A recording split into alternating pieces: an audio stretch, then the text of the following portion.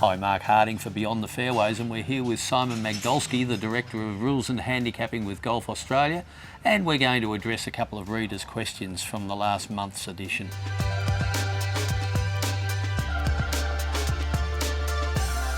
And Simon, Neil Muller has written in and says that his ball was in a water hazard, and he wants to know if he touches the long grass on the way back on his backswing, does he incur a penalty?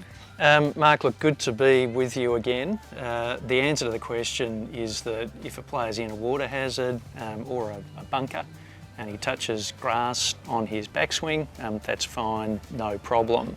The only thing he's got to be careful about is to ensure that he's not touching any loose grass, that is detached grass or leaves or the like. If he's touching loose impediments on his backswing, then there'd be a two-shot penalty. He can touch that loose grass, that detached grass or leaves on the way down, but on the backswing it's a no-go. But if the grass is all attached, he's fine either way. And just to clarify, of course, he can't ground his club while he's addressing the ball there, can he? That's right.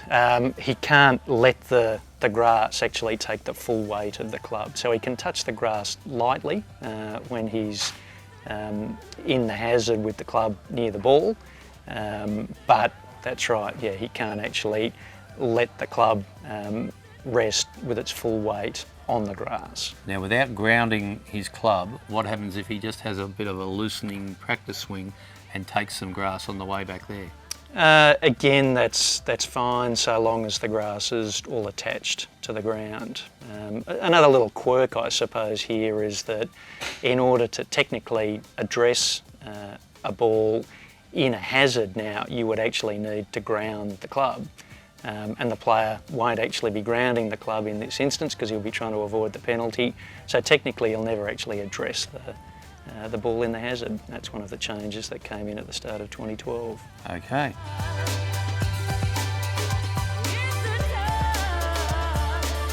And Abramo has written in and said that recently he was playing and two balls came to rest side by side, touching in a bunker. What's the story there? Look, pretty similar sort of a story to if it had happened on the fairway. If they're so close that it would be impossible to hit one without hitting the other, you simply mark one, lift it, don't clean the ball, so you're marking, lifting, but don't clean the ball. Play the other ball. If in playing the other ball, the lie of the first ball is disturbed, the player would recreate the original lie. This is the difference in the bunker, that you're actually recreating that original lie. Put that original ball back in position, and away the second player goes. It's also the case that if you've got two balls right near to each other and you're marking a ball near the ball that's about to be hit, the ball marker may well cause some sort of imposition to the player who's about to play the stroke. So in that case, as you would on the green or on the fairway, you would just mark a putter head length or a club head length to the side, move the marker to the side and have the player play his stroke.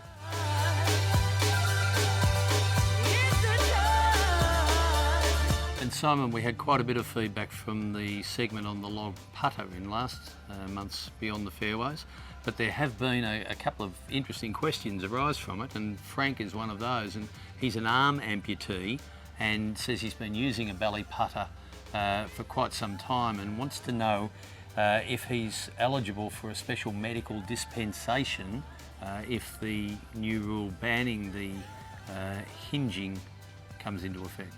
Yeah, look, it's certainly been a very topical issue, the whole anchoring long putter issue.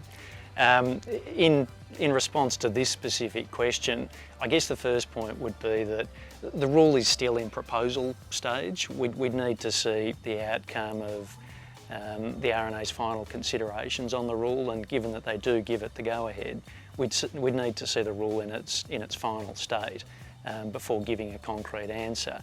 But in general terms, there's another rule, Rule 14.3, that allows for exceptions to be provided for medical or physical issues And this, a player who only has one arm, they are likely to fall within that category. So there'd be some sort of solution that would be found, but exactly what it is, it's a bit early to say, I would suggest. Okay.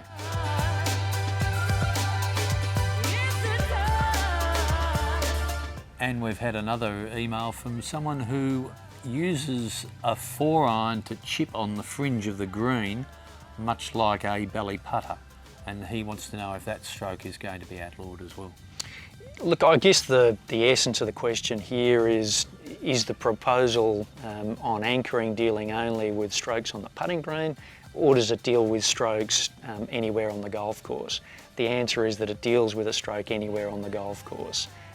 So the player, under the proposal, would be prohibited from actually anchoring their 4-iron into their belly, just as they would be prohibited from anchoring their putter into their belly.